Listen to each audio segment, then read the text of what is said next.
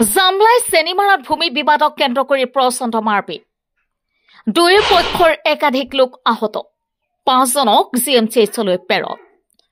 আজি ৰাতিপুৱাৰ ভাগত নগৰপেৰা আৰক্ষী থানাৰ অন্তৰ্গত জামলাই চেনিমাৰাত ভূমি বিবাদক কেন্দ্ৰ কৰি দুই পক্ষৰ মাজত ভয়ংকৰ মাৰপিটৰ ঘটনা সংঘটিত হয় জানিব পৰা মতে গাঁওখনৰ মোতালেব আলীৰ সৈতে দীৰ্ঘদিনৰে পৰা তেওঁৰ ভতিজা জাকিৰ হুছেইনৰ মাটিবাৰীলৈ এক সংঘাত চলি আছিল আজি মোতালেব আলী পক্ষৰ এটি ঘৰ জাকিৰ হুছেইন পক্ষৰ লোকে বলপূৰ্বক ভাঙি দিয়াত মোতালেব পক্ষৰ কেইবাজনো লোকে বাধা দিবলৈ অহাত অধিবক্তা জাকিৰ হুছেইনৰ উচ্চতনিত তেওঁলোকক দা লাঠি ডেগাৰ আদিৰে ভয়ংকৰ আক্ৰমণ কৰাৰ অভিযোগ উত্থাপিত হৈছে এই আক্ৰমণত দুই পক্ষৰ একাধিক লোক আহত হয় পিছত আহতসকলক ততাতৈয়াকৈ নগৰপেৰা প্ৰাথমিক স্বাস্থ্য কেন্দ্ৰত ভৰ্তি কৰায় যদিও ইয়াৰে 30 বছৰীয়া ফাৰুক আব্দিন 45 বছৰীয়া আবুল কাছেম মালিক আলী আৰু শামছুল হকক এই 5 জনক জিএমচিএইচলৈ প্ৰেৰণ কৰে এই ঘটনাই অঞ্চলটোত তীব্ৰ চাঞ্চল্যৰ সৃষ্টি কৰিছে নিউজ টেক্স report MT news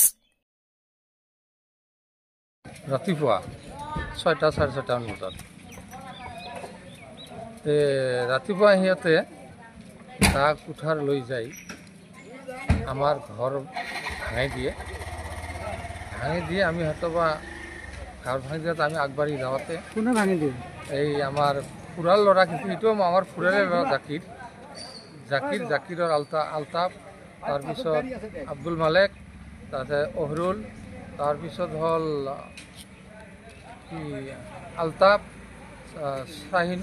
Shahinur Alam আৰু শামছুল হক সেইকেইজনে যাই আমাৰ ঘৰটো ভাঙি দিয়ে আমি আগবাঢ়ি যাওঁতে সিহঁতে যে হাতত দা কুঠাৰ তাৰপিছত দা লৈ গৈছিল আৰু হাতৰ মাজত স্পিৰিং থকা জেগা লৈ গৈছিল যাই আমাৰবিলাকক আহত কৰে সিহঁতে আহত কৰি আমি হয়তোবা নগৰবাৰ মেডিকেলত আহোঁ মেডিকেলৰ পৰা ডাক্তাৰে চাই কিনে আমাৰ 3 জন ইতিমধ্যে জিএমচিত ৰেফাৰ কৰে আৰু বাকীখিনি আমি নগৰপেৰা হস্পিটেলতে চিকিৎসা হৈ আছে গতিকে দয়ালু মহোদয় এই জাকিৰে কিন্তু আমাক খুব হাৰাশাস্তি দি আছে ইয়াৰ উচিত যাতে বিচাৰ কৰি দিয়ে আমাক বহুদিনৰ পৰা খুব হাৰাশাস্তি দি আছে কণ্ডলটো কিহৰ কাৰণে কণ্ডলটো মাটিৰ কাৰণে আমাৰ মাটিয়ে কিন্তু সিহঁতে মাটি বাৰী চব বিক্ৰী কৰা শেষ হৈছে এতিয়া পইচা পাতি হোৱাৰ কাৰণত সিহঁত খুব আমাক হাৰাশাস্তি দি আছে মাটিবিলাক এতিয়া আমাক বেদখল কৰাৰ কাৰণে চেষ্টা কৰি আছে